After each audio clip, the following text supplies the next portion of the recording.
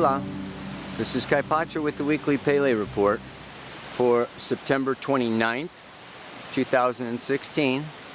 I know it's a day late. I usually do these things on Wednesday and today is Thursday, but you know, just like everybody else, I'm slammed, man. Better late than never. So today's Thursday. Yeah, and tomorrow we have the new moon. Okay, finish up your work here. Moon's in Virgo. She goes into Libra for that new moon. We've got this new moon in Libra, and it's shortly after conjuncts Jupiter. So we've got a Sun-Jupiter conjunction still going on. And as you can see from that chart at the beginning of the report, it is square to Mars up there in Capricorn. That's the biggie that I'm going to talk about today. Sun, Jupiter, and Libra squaring to Mars in Capricorn. Along with that, then we've got this Venus still moving through Scorpio. She trines Neptune in Pisces over there on Saturday. Nice time, yeah. Sunday and Monday look like beautiful, wonderful days here. Okay, with the moon conjuncting Venus, she goes into Scorpio and she trines Neptune. Sextiles Pluto. Really nice, really nice. The only thing else that's going on Sunday, and this is interesting, Mercury does his third opposition to Chiron. Look back, because Mercury came into opposition with Chiron back in August 20th. And there you may have had some communication crisis, health crisis, challenging, you know, healing crisis. We'll look at that. And then it went retrograde. Came back for the second pass, okay, on September 10th. Now it's gone direct, okay, and it's going back for the third and final, wrap it up, come to the conclusions, you know, get it together, learn the lesson, and move on, okay, and that is happening on Sunday, yeah, beautiful closure there, yeah. Sun sextiles Saturn on Tuesday. Oh my God, it looks like a creek here. I'll be a son of a gun. Next Wednesday, then, Mars squares Jupiter, but it's really, like I say, it's this whole week that Mars is square Jupiter. We got to check out this tree here before I close, because I think it's pretty awesome. We've got these two trees right on either side of the creek.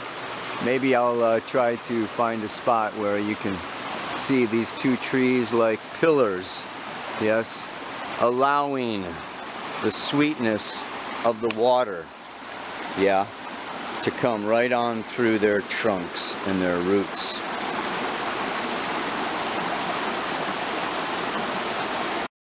Okay, well, I would like this to be a nice, relaxing, creekside conversation with you.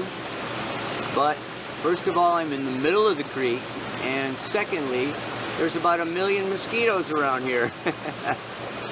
So I don't know how long this Pele report is going to be.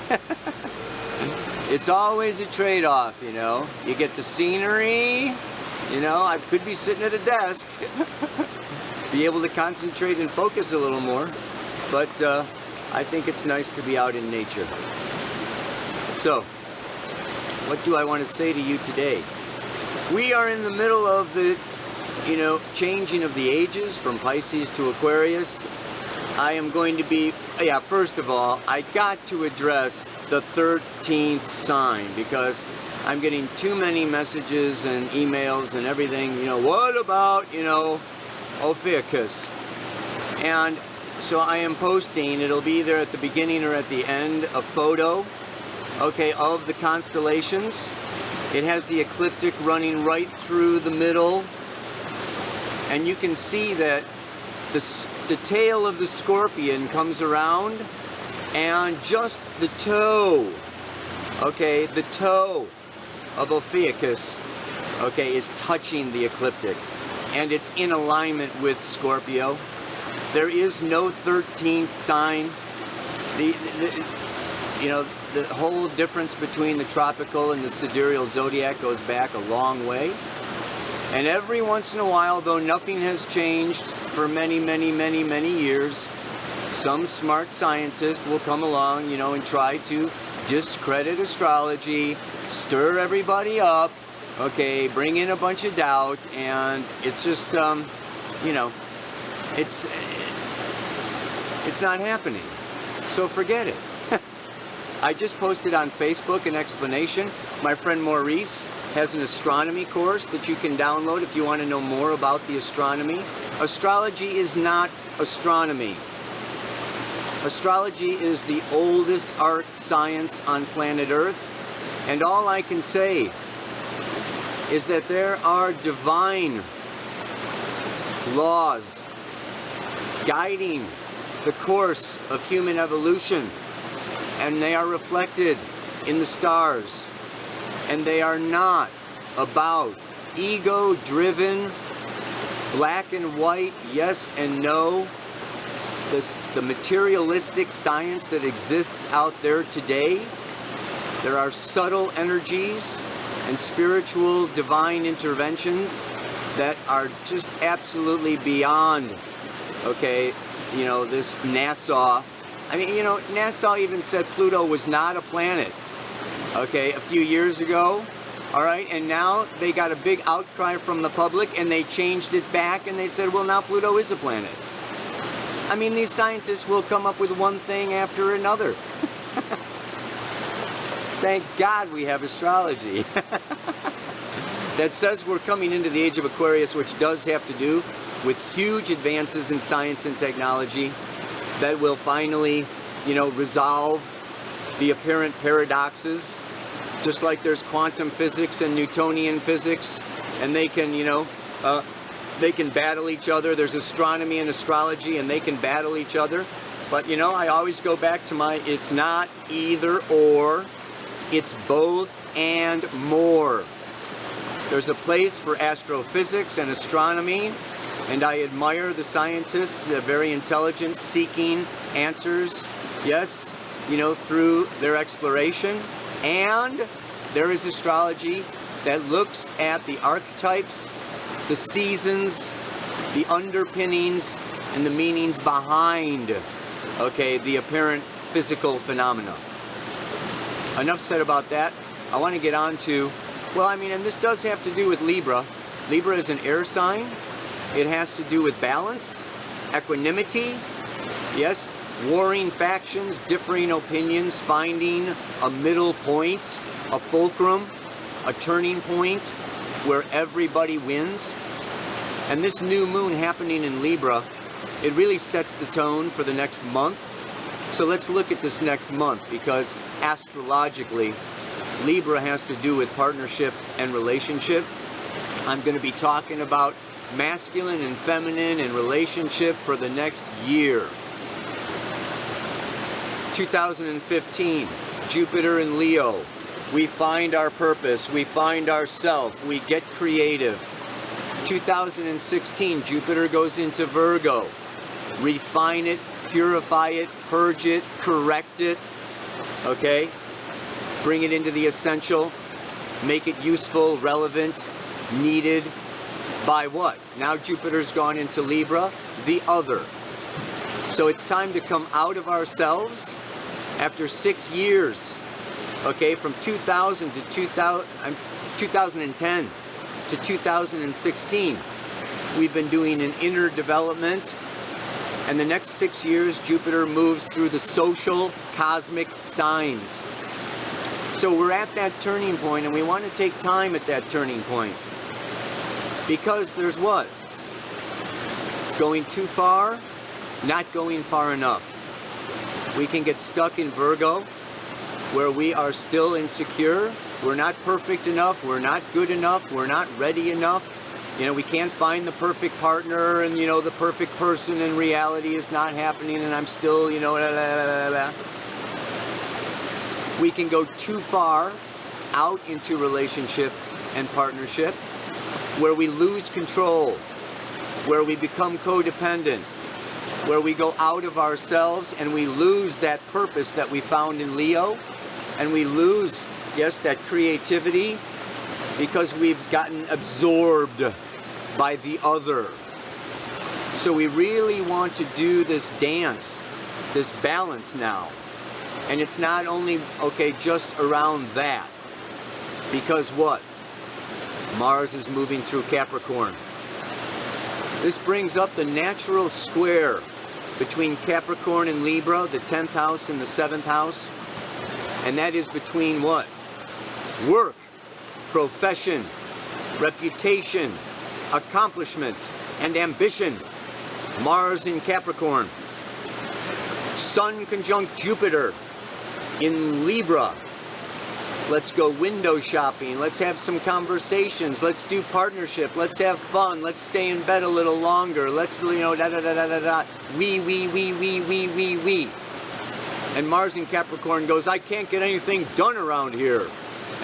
And my sweetheart says, yeah, but you know, this is really important too. And so we can have this challenge. So this is about Mars and Pluto both moving through Capricorn. You know, and this mantra for today, it's about boundaries. It's about having control.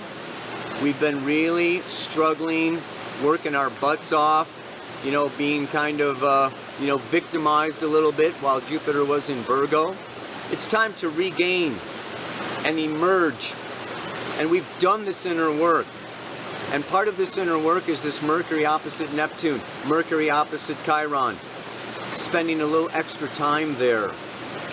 And it's been squaring. Saturn is still square the moon's nodes in Virgo and Pisces. This has to do with tuning in. This has to do with tapping into that divine intelligence that I'm talking about. Saturn in Sagittarius says, you better be on course, on track, find a higher purpose for your existence than just yourself, your comfort, and your material success. There's deeper meaning in nature and in natural law and in philosophy and belief systems, and we need to constantly be expanding our knowledge. Jupiter's the ruler of Sagittarius. It's now in Libra. It's really time. It's really time to listen to our partners and to balance the masculine and the feminine. And here we come. Sun, Jupiter in Libra. Black Moon Lilith and Venus in Scorpio. Let's go deep, intense, converse, engage with this masculine and feminine. And what's the story here? The feminine wants more love and connection. The masculine wants more freedom and openness and nothingness. This is a time with the Sun, Jupiter square Mars. The danger of this is too much masculine, too much control, too much power, too much using anger to manipulate the situation so that I get my way. Let's not forget Uranus is still in Aries, and there's a lot of desire for independence and revolution and sovereign action. And so there is this balance. And I'm going to say that the best way out of this, or the best way through this, is to really business partnership, accomplish something together, work together. Maybe it's paint the bedroom. You know, Venus and Scorpio, it's maybe buy a new mattress for the bed. You know, it's like put your money, time, energy together into joint ventures. Rather than making my job, work, and business take me away from partnership, let's try, you know, to engage and do both. And this will be setting aside time for both, balancing out the personal and the professional. The more out of balance that has been, the more this month is going to be challenging for you. Because this new moon in Libra sets the tone. It's like the birth of the whole monthly lunar cycle. So we'll be working with this energy of, you know, the need to not work too hard. The need to not be, all about ambition and material success. But to keep in mind, keep our minds in our hearts, yeah? And do it with a purpose. And that purpose, like I say, calls for raising up and remembering who we are as infinite spiritual beings. The most powerful force is love. What brought us here is love. In most cases, our parents were in love. That's why we were born. Let's not forget, right? Let's stay in this space. And I'm going to use my ambition, I'm going to use my work, I'm going to use my profession, I'm going to use my relationships to further, yes, this embracing of the feminine, of Mother Nature, of the earth, of cleaning up this planet, of cleaning up myself. And the way that I clean up myself right now is through discussion, shadow work, intentional dialogue, nonviolent communication, really using partnership as a mirror. Where have I fallen down? Okay, where have I let you down? Where have I made you unsafe? Where have I, how can I meet you in the middle, in freedom and in love? So there is just this, like I say, the pull is going to be too much Mars, Jupiter, over expansion, overwork, over burnout,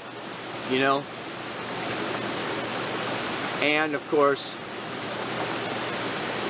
you want to, just kind of, it's kind of like putting the reins on the horses. So the mantra for this week, yeah, and it could be like for this whole month, the sun's come out of Virgo, Jupiter's out of Virgo, Mercury's going to be coming out of Virgo in a couple of weeks. And that Mars is staying in Capricorn for a few more weeks.